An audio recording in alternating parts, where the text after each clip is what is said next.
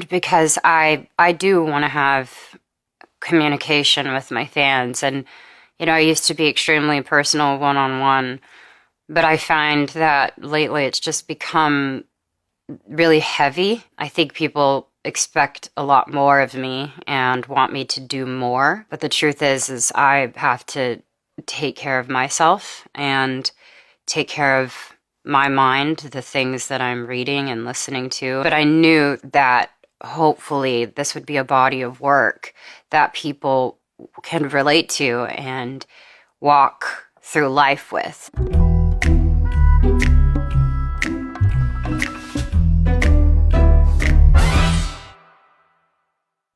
Nolan, I guess his producing name is Sir Nolan. He and I have had a relationship since I started working on Revival. And he had this idea and he presented it to me and I thought it was so beautiful. He's like, this is your message. Because I think anyone who knows me knows that I have such a heart for people and all I want to do is encourage people and make people feel normal, make people know that it's not, always gonna be okay, but that's all right, we'll all get through this because life's not gonna be perfect. And I am very vulnerable with my fans. And that's where it started. That was over 4 years ago. So it was a very long time because we weren't sure what the album was even going to sound like, what it was going to be. But I knew that this was the starting point. So I actually made that the reference for the rest of the 4 years. Baby, you've been so distant from me lately. And lately, don't even want to call you baby. The first verse is a point of exhaustion, I think. It's more like I can't keep being in this repetitive state where it's like there's nothing happening. So I don't even want to address this as a situation because it's so unhealthy. You've been so distant from me lately. I think it's a gradual process in any sort of relationship, whether it's a friendship or work relationship. There's moments where it's just run its course. Saw us getting older, burning toast in the toaster. Everybody loves this line. It's so funny. I think it basically represents mundane. It represents the lack of care that's around you and for the things that you love and care about. It's really sad. I for sure felt like people have been in that position before. Everybody's just dropped the ball and nobody's really in this. But I did get a real toaster from Madison, and on the inside of it there was these plates and I could put toast in it and one would come out with the picture or with the face of my face on it, and then the other one said rare. It's a real thing. I have it in my house right now. My ambitions were too high. Waiting up for you upstairs while you act like I'm not there. Baby, right now it feels like I'm waiting for you upstairs. It's kind of like I'm right here. And I'm not saying I'm better or worse, but I need someone to be right here with me. You don't care. Why don't you recognize that I'm so rare? Always there.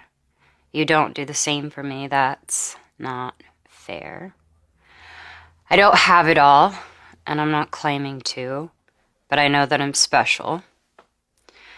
And I'll bet there's somebody else out there to tell me I'm rare, to make me feel rare. So here's something I've struggled with for a really long time.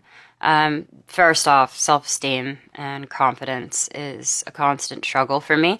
It's getting better with time and age, but it will always be something that I'm working on. And I've never been, I think recently this is the most I've ever been vocal about. Actually, I deserve this and I have a right to claim this and I have a right to put out things that I want to put out and talk about the things that I want to talk about. So this is the first time that I've actually said it. And the reason why is because I didn't want it to sound, I didn't want to sound like a bitch. I didn't want to be like, I deserve everything. And you can't have me unless I have this, this, this. And I know that that's not the case. That's just where my mind goes to. So what I think is so important about this chorus is that it's acknowledging, it's like, hey, I don't have it all. I'm not saying I'm perfect, but I do know that I'm special. And I think that is a humble approach of saying, why don't you see that I am different? Baby, don't make me count up all the reasons to stay with you. No reason why you and I are not succeeding. Why am I counting the reasons to be with you? That's probably not a great thing. I'm not gonna beg for you. I'm not gonna let you make me cry.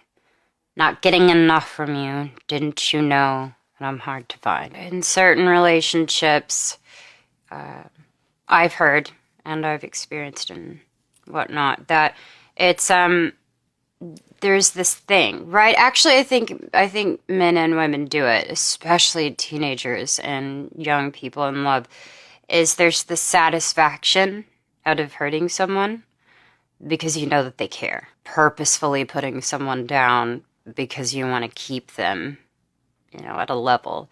I've had someone actually say that to me before. It's like to keep that person down so they never realize, like, oh, I'm strong enough to actually get out of this situation or feel threatened. And I think that we both do that. There's like, especially, I don't know, especially when you're young, it's like, it's that whole thing where it's like, oh, I'm glad that, you're crying over me and that clearly you still love me and all this stuff.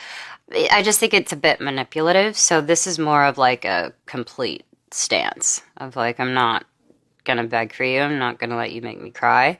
I'm not getting enough from you. And you clearly don't realize that I'm hard to find. This isn't the end all be all.